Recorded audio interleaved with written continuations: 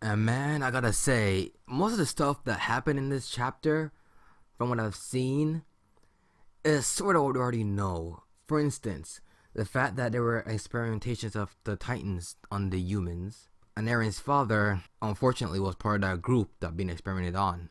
Since his son turned him in and everything, he went through living hell. The torture was unreal. They treated the test subject as scum, trash, literally dirt, really.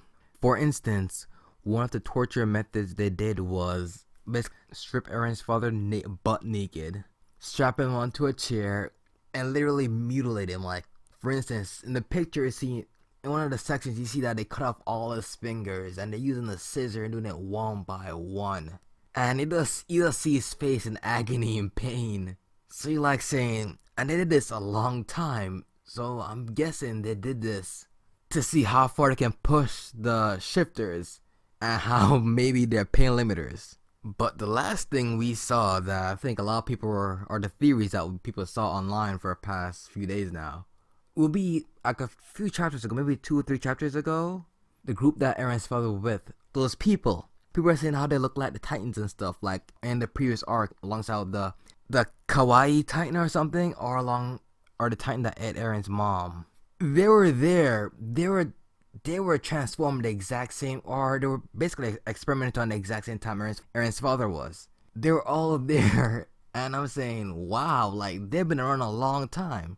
Even even Aaron's mother's killer, the Titan, basically, he got a full page spread of him transforming for the first time, smiling, looking all creepy and everything. Well, luckily he's dead now, along with most of these other Titans. And eventually, Aaron's father becomes a Titan that looks pretty much similar, like almost identical to Aaron's Titan form.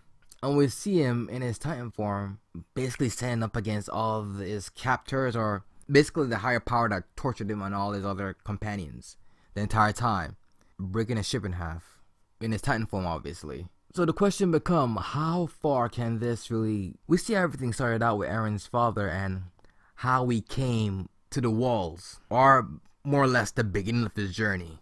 Even that's why when he first came inside the walls, no pun intended, he looks so like he's seen shit, like he's been through a lot. So now we know he really been through a lot, and this most likely is the tip of the iceberg. So I can't wait to see what's next month.